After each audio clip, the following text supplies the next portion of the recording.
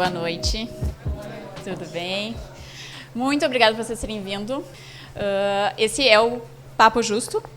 A gente está na 4ª edição com a Raquel Cobel, nossa convidada de hoje, que veio falar sobre uma causa importantíssima, né, dos povos originários do nosso país. A gente já teve edições sobre direitos e cidadania de apenados, sobre amamentação e maternidade. Esse evento, ele acontece aqui no Justo, ele é uma iniciativa do Justo e da Agência Flecheira, que é a minha produtora. Vocês estão convidados para virem sempre. É para ele acontecer sempre nas quartas-feiras, uma vez por mês. O dia não é fixo, mas a gente divulga massivamente nas redes sociais. Certo? Fiquem à vontade. Obrigada. Boa noite. Muita gratidão por todos que estão aqui, todos. Acredito que essa seja a proposta do Papo Justo, para ser um bate-papo, né? Até quando eu pensei no que eu poderia compartilhar com vocês, não seria nada de palestra e nem aula, porque também eu sempre sou professora e às vezes a gente se pega e vou ensinar para vocês alguma coisa aqui. Acredito que não seja isso. Acredito que parte da reflexão de cada uma aqui, e eu pretendo contar um pouco de mim também, a partir das experiências que eu tenho, e às vezes essas experiências elas são comuns a outras pessoas. Aqui tem gente que é daqui do Sul, tem gente que é do Norte, que nem eu sou do Norte. E eu fico feliz de que tenham presenças indígenas aqui, porque nós, indígenas, devemos ocupar todos os espaços aqui desse país, que é um país nosso. Então, eu começo agora honrando toda a ancestralidade que me mantém viva até aqui, principalmente das mulheres guerreiras que sustentam todo esse ser que é a nossa existência, a nossa resistência, e a natureza, que é a terra, que é a nossa mãe.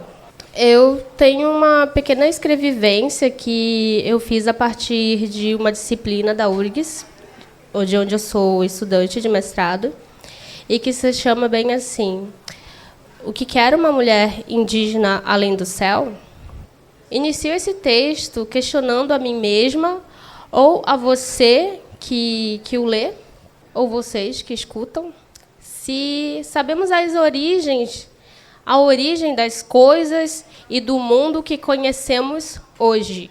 Quando eu era menina, Cunhantã, que é como a gente chama as meninas lá no Amazonas, lá no Norte, as meninas cunhãs, pensava que todas as mulheres seriam como a minha mãe.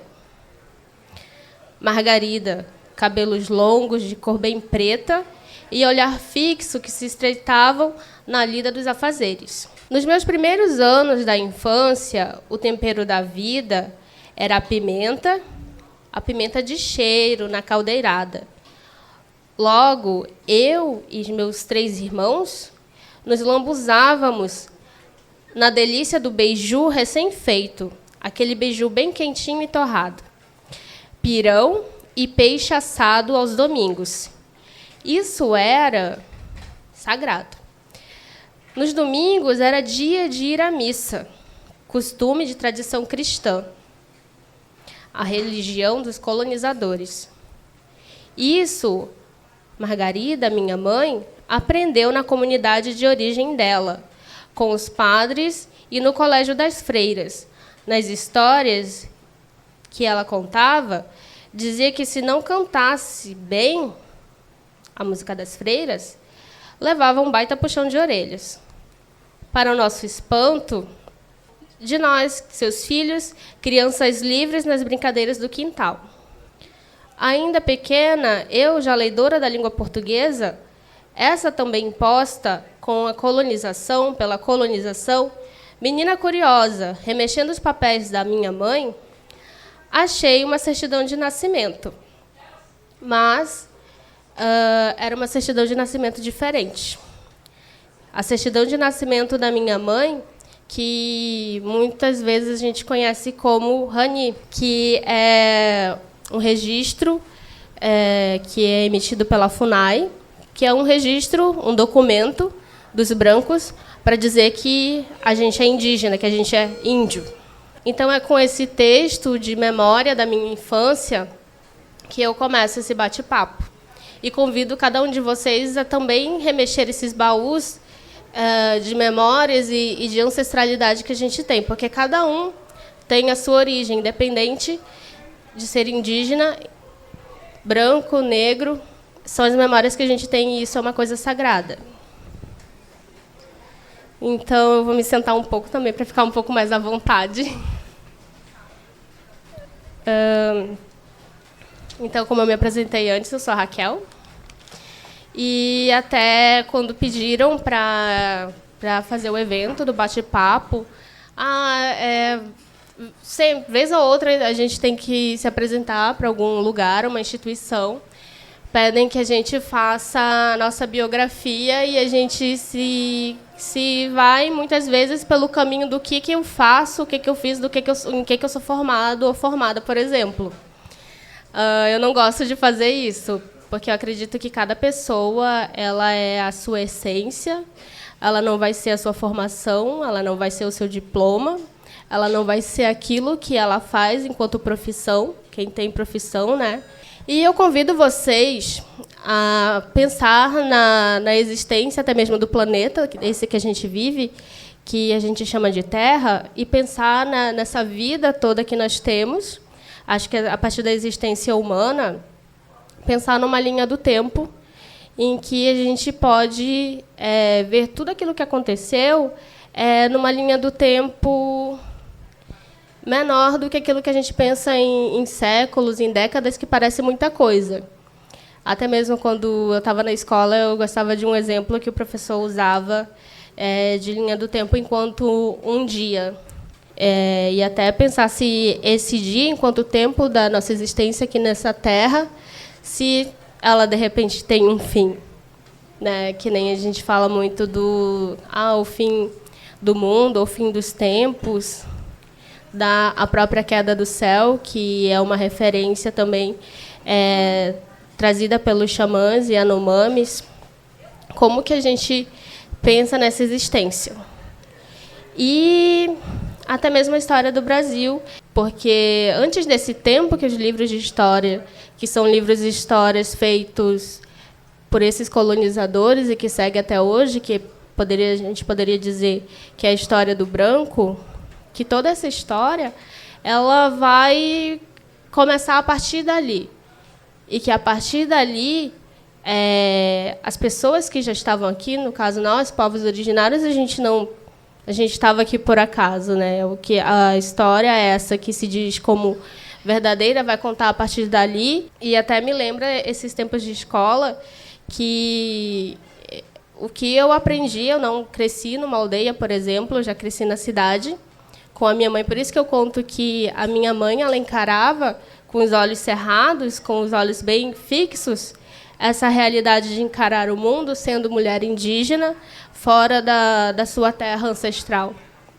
E de que, nesses livros de história ou de geografia, o que eu aprendia era a história do branco, de que o Brasil ele foi descoberto em 1500.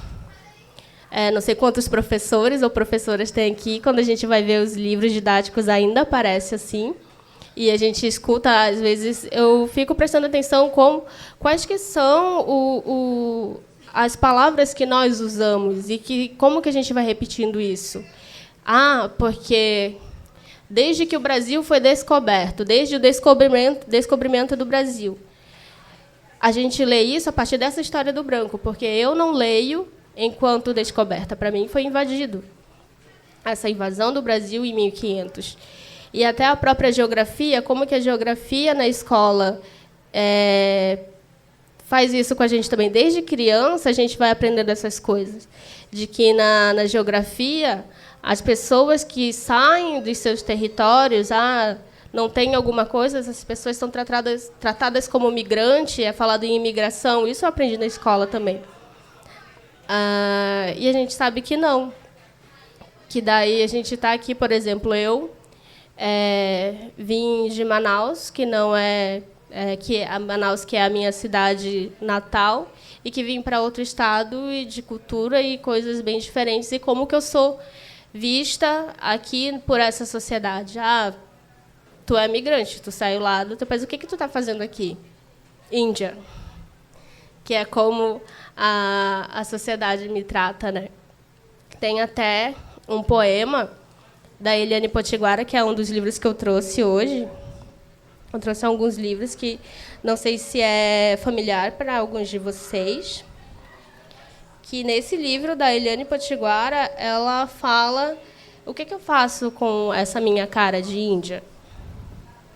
E eu me pergunto muitas vezes o que eu faço aqui, até aqui no Bar do Justo, que muitas vezes esses espaços não são frequentados por pessoas, por parentes, como a gente se chama, pessoas indígenas, parentes e parentas, que muitas vezes, quantos indígenas vocês viram por aqui, por exemplo? Ou quantos indígenas vocês veem frequentando os lugares que vocês frequentam? E também, quando eu fui convidada também a pensar na proposta, né, desse bate-papo, de pensar na identidade indígena. E até eu coloquei assim, tipo, eu vou pensar aqui, o que eu posso colocar. E daí eu pensei, né, nessa identidade indígena e a identidade indígena em tempos de ódio e de progresso. E daí a gente pode pensar também, será se a Raquel está falando de hoje, do tempo agora que a gente está vivendo no Brasil, desse governo do país que está agora, porque a gente se fala muito em fake news, em ódio, principalmente em progresso. Só que se a gente for perceber, desde a colonização foi imposto aqui nesse país, essa colonização, o progresso, não com esse nome, mas enquanto desenvolvimento, vamos fazer esse país ir. É muito fácil eu chegar aqui e dizer que a minha cultura e essa minha identidade ela é muito bonita, eu falar só coisas positivas, que a gente tem várias coisas de ancestralidade. Principalmente, ancestralidade é uma coisa um termo, um conceito engraçado, porque, se vocês perceberem, a ancestralidade vai estar em tudo que é canto. Se a gente abrir um Instagram, um Facebook, vai ter alguém falando de ancestralidade. Mas que ancestralidade é essa? Será que a gente só está buscando aquilo que é bonito dessa ancestralidade?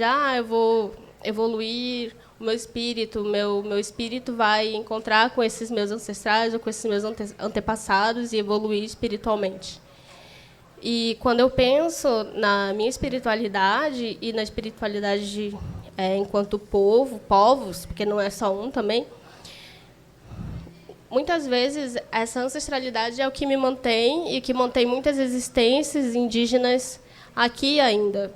Os povos que foram dizimados, vocês não iam nem ter noção de que existem ou existiram pessoas indígenas, por exemplo. Porque é todo um plano. Tudo que a gente vê hoje é uma coisa que já tem há muito tempo, não é de agora. E até eu penso identidade, quando a gente fala de identidade, a gente pode pensar num documento também. Eu poderia muito bem olhar para o meu documento e pensar que identidade eu tenho ali. Vai ter o meu RG, vai ter a minha foto, vai ter essa cara indígena, esse rosto, esse semblante indígena, esse fenótipo que é o meu, e vai ter meu nome. Que nem eu me apresentei como Raquel Cubeu. Cubeu é o povo, meu povo de origem. É um povo com o qual eu também afirmo essa é a minha existência. E não é o meu sobrenome que está no meu documento. No meu documento, eu tenho um sobrenome português, o Rodrigues, e o Ramos, que é um sobrenome espanhol também. Mas isso não quer dizer que eu seja filha ou neta de português ou de espanhol. O Edson Caiapó conta muito bem toda essa trajetória de por que nós, indígenas, pessoas afrodescendentes, por que a gente tem esses sobrenomes portugueses, por exemplo. É uma imposição também dessa colonização. No século XVIII, teve um decreto chamado Diretório dos Índios, que daí, como presente dessa coroa portuguesa, teve essa imposição de que nós, povos originários, deveríamos ser catequizados e nós deveríamos receber esses sobrenomes portugueses. A partir daí, para esse apagamento, haveria esse apagamento daquilo que são as nossas memórias, daquilo que é a nossa ancestralidade e daquilo que é a nossa existência. E o Edson Caiapó, ele explicou bem de como que aconteceu tudo isso, e desde esses diretórios, essas constituições brasileiras, enquanto documento que reconhece os direitos dos cidadãos e cidadãs brasileiras, de como que, desde lá, desse tempo de coroa portuguesa, do século XVIII, de como que chegou até aqui, nessa Constituição que a gente conhece, que a gente sempre fala, são direitos garantidos na Constituição. Tá, mas para quem? Para nós que estamos sentados aqui, para as pessoas que estão lá fora, para os meus parentes e parentas que vivem em aldeia ou em alguma comunidade, as pessoas negras, pessoas que moram nas periferias do nosso Brasil, para quem que esses direitos eles são garantidos?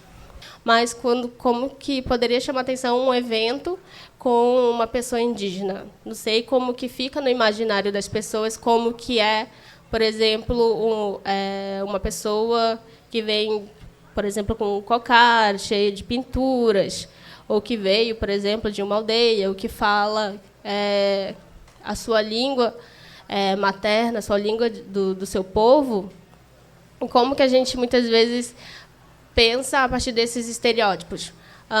Mas, Raquel, tu é índia de verdade? Já escutei muito, mas é índia de verdade? Tu é indígena? Como que eu poderia, né, responder isso, né? Até então, essa é a identidade que eu assumo de... Vamos fazer, por exemplo, poderia pensar, por exemplo, numa escala com níveis que diria se a pessoa ela é índia ou índio de verdade. Tem um nome indígena. Então tá, vamos marcar ali, ela vai ser uma pessoa indígena de verdade. Anda só com roupas tradicionais. Nesse quesito eu acho que eu já não entraria. Não usa das tecnologias. Eu li o meu texto no meu telefone, nem por isso, né?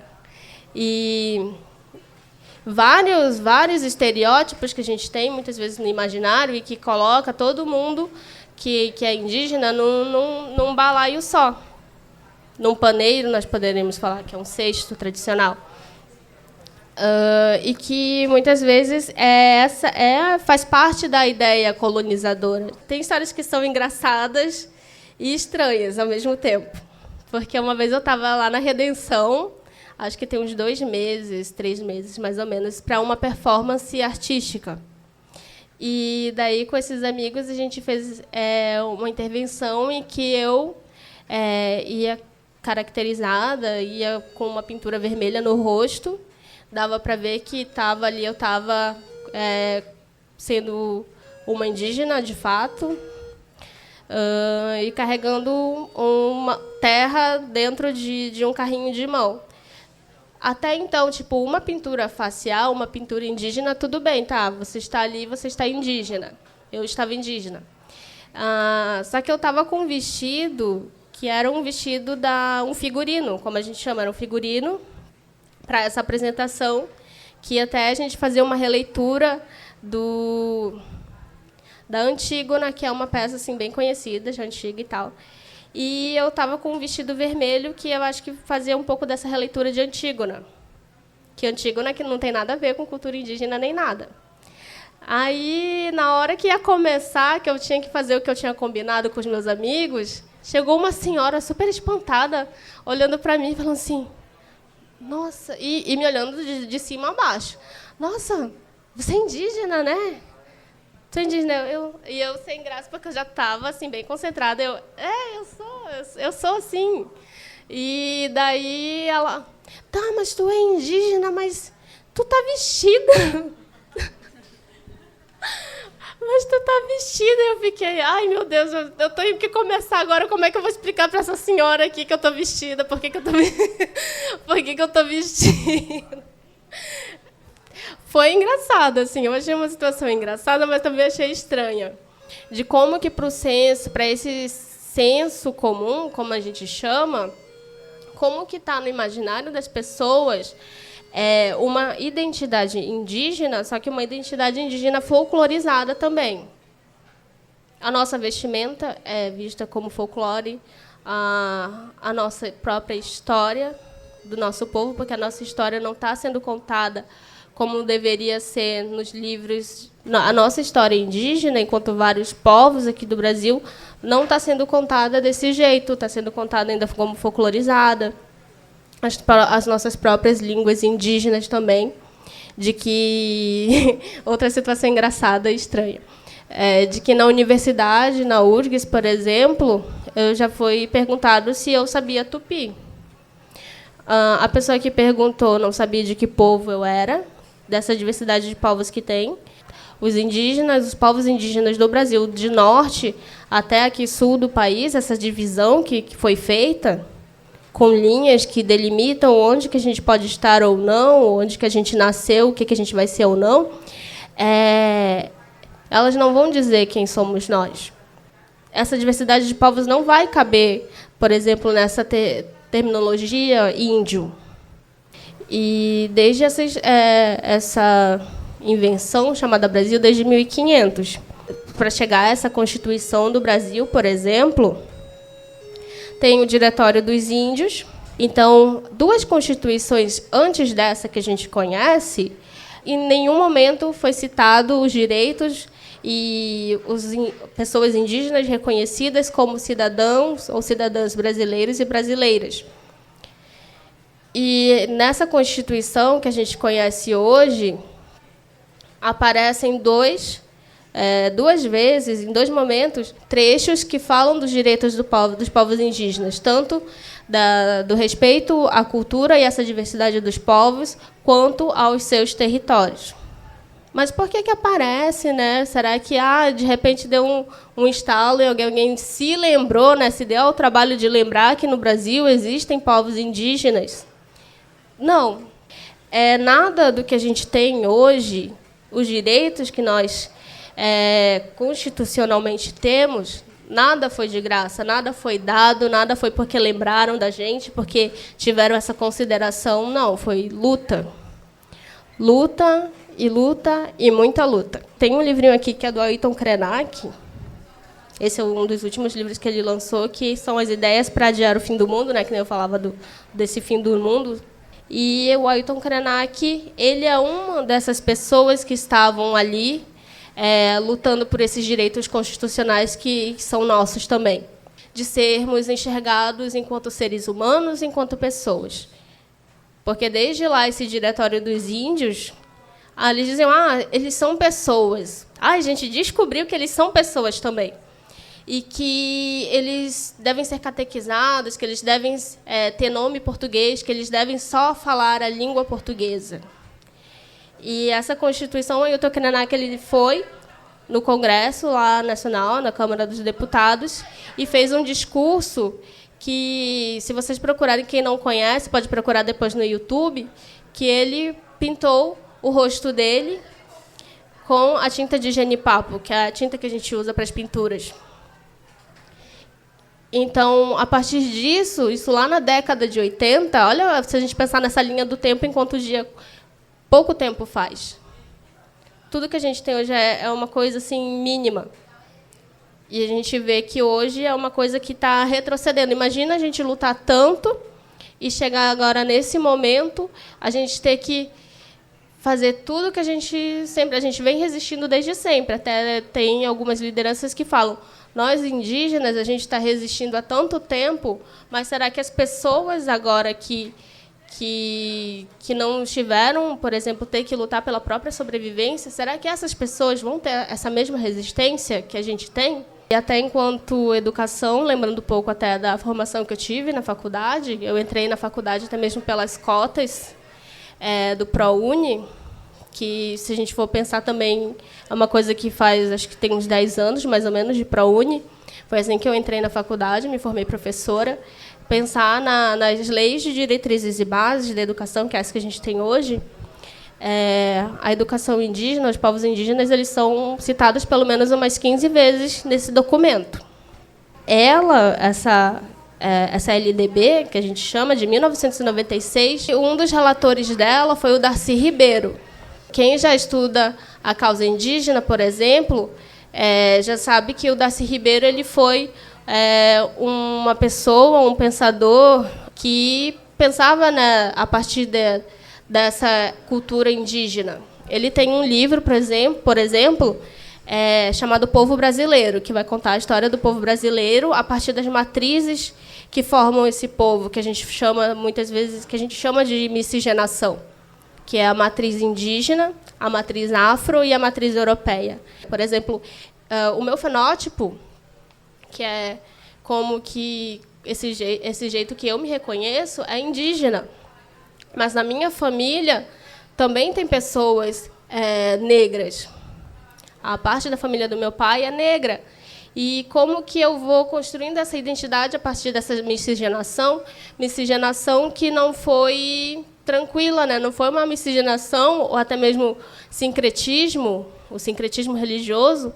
Nada, se a gente for ver na história, não foi bonito, como muitas vezes romantizam. A miscigenação, a gente pode pensar nessa miscigenação enquanto violação das mulheres. Violação das mulheres que viviam em aldeias, violação das mulheres escravizadas. Tem várias ideias equivocadas em relação à nossa própria história. Por exemplo, tem um documentário que o próprio Ailton Krenak fala, que está disponível na Netflix também, que é As Guerras do Brasil. Ele fala que, daí, quando a gente pensa em escravidão, a escravização de pessoas, que só as pessoas negras, pessoas afrodescendentes, que só elas que foram escravizadas. Quando os portugueses chegaram aqui no Brasil, por pelo menos 200 anos, pessoas indígenas foram escravizadas. E como que foi o impacto dessa colonização quando esses navegadores portugueses chegaram no Brasil, que chegaram pelo Nordeste, principalmente? Que daí, se a gente pensar no fenótipo, que só quem vai ser indígena vai ser a pessoa com uma cor assim mais morena, do cabelo liso, do olho puxado, e vai ser índio de verdade. Se a gente pensar no fenótipo das pessoas indígenas do Nordeste, por exemplo, tem indígenas que têm o cabelo crespo, porque, dada essa miscigenação violenta, quantas pessoas negras, quantas pessoas que foram escravizadas também não foram acolhidas por essas aldeias também. Tem a Aline Caiapota, que também conta isso, que dói no coração dela escutar que quem tem cabelo crespo, que vai ter um fenótipo mais reconhecido enquanto negro, não vai ser indígena. Que o ser indígena, essa identidade indígena, ela vai além também desses fenótipos que a gente conhece, dos preconceitos e racismos que a gente conhece. É duro sobreviver nesse país que é racista, que é preconceituoso. E eu acredito que cada um aqui que escuta, que pode fazer essa reflexão também de que como que a gente pensa a partir disso, quais são as estratégias que a gente vai usar. Até mesmo enquanto pessoas brancas. Como que as pessoas, nos seus grupos, podem pensar a partir disso, podem pensar a branquitude também. Que quem é branco pode não ser culpado, não vai ser culpado pela violência, pelo genocídio, pelo racismo, mas as pessoas que têm o fenótipo branco foram privilegiadas, querendo ou não. Então, como que, a partir desses privilégios, que a gente pode quebrar essas estruturas, romper com essas estruturas que a gente tem hoje? Eu luto muito a partir do movimento indígena. Eu não venho aqui querer representar ninguém ou querer dizer aquilo que não é falado dentro do movimento. Existe o movimento negro, existe o movimento indígena, e há essa necessidade também da classe operária enquanto mundo ocidental, como que a classe operária também está se organizando. O que moveu muito aqui no Brasil foi esse mercado do tráfico de pessoas escravizadas. Era um meio deles ganharem dinheiro e desenvolver esse país por muito tempo. E a gente pensar também que muitas vezes a gente pensa que só tem indígenas, mais indígenas, no Amazonas. Eu venho do Amazonas, então era bastante comum. E aqueles comentários que diziam assim, em Manaus só tem índio. E o pessoal lá tem gente que se ofende. Só que assim, né, não tem que se ofender. Eu morro, assim, eu tenho muito orgulho de dizer que Manaus, sim, Manaus só tem índio, Manaus só tem indígena, porque tem uma origem indígena e muitas vezes isso é invisibilizado. A própria presença indígena. Às vezes se pensa que o indígena está lá no passado e que está lá nas raízes e que não está aqui hoje. E que não está aqui hoje usando as tecnologias e que não está aqui hoje nos espaços ou na universidade. E como que aqui no Sul ou Sudeste, como que a gente enxerga essa presença indígena? Também já me perguntaram assim, então em Manaus vocês convivem mais com indígenas do que aqui no Sul, por exemplo. Aí eu pensei, mas aqui no Sul eu convivo bastante com pessoas indígenas. Por que será que as pessoas não conseguem enxergar essas pessoas? Eu falei, se tu andar mais um pouquinho aqui, na Andradas, por exemplo, já vai ter alguém ali vendendo uns cestos. Então, não é que não tenha. Tem, gente, tem no Paraná, tem em Santa Catarina, tem aqui no Rio Grande do Sul. Só que as outras pessoas não conhecem, eu não digo a gente, né? Porque eu sei que tem e eu conheço pessoas do Paraná que são indígenas. Então, por que será que tem menos indígenas? Tem um trecho de um livro que fala do avanço das fazendas de café, porque para cá é bastante forte esse mercado também do agronegócio. E que dizia assim que, nesse avanço das fazendas de café, o indígena ele passa a ser considerado um entrave ao desenvolvimento do país. E suas terras passaram a ser usurpadas, legal e ilegalmente. E com essa invasão, né, então diminuíram os territórios consideravelmente e também, com certeza, houve mortes e tem mortes. Esse é o tempo de ódio, tempo desde lá e que não parou. Então, a gente não pode dizer que ficou no passado, ficou lá nos livros de história, quando nossos povos foram dizimados. Estão sendo dizimados agora, nesse momento, enquanto a gente conversa. E esse governo que está agora é um governo que autoriza, que diz em alta voz que isso que vai levar o país para frente, que vai desenvolver, e quando chega lá em outros países, diz que o Brasil está aberto para investimentos, para desenvolver. Mas qual é essa ideia de desenvolvimento? Ao custos de várias vidas. Então, isso aconteceu no Paraná, isso acontece aqui no Rio Grande do Sul também. Por que acontecem as retomadas de terra, por exemplo? São as reivindicações dos nossos povos, dessa terra que já era nossa e que nos expulsaram e que nos mataram. A gente pode ir prestando atenção no que a gente vai repetindo nas nossas conversas e nos nossos discursos, como que a gente pensa esse desenvolvimento, que a gente tem que ter as mais variadas tecnologias, que a gente tem que consumir e consumir e consumir, porque assim a gente vai ser feliz. Que é essa ideia que implantaram na gente. E também de pensar até mesmo nessa natureza que é pensada a partir da exploração. O que foi, por exemplo, em Minas Gerais, o caso de Brumadinho, essa quebra de barragens que poluiu os rios, que matou o Rio Doce. Que cultura é essa que se diz superior, que mata para depois querer recuperar, que destrói para depois tentar recuperar, que nos matou e que agora nem se pensa, na verdade, como eu falei, tudo que a gente tem hoje é luta a partir de nós, que é uma reparação histórica. Nós, na escola, nós, na universidade, desde quando que as outras pessoas privilegiadas estão na universidade, estão nos cargos de poder comandando esse país.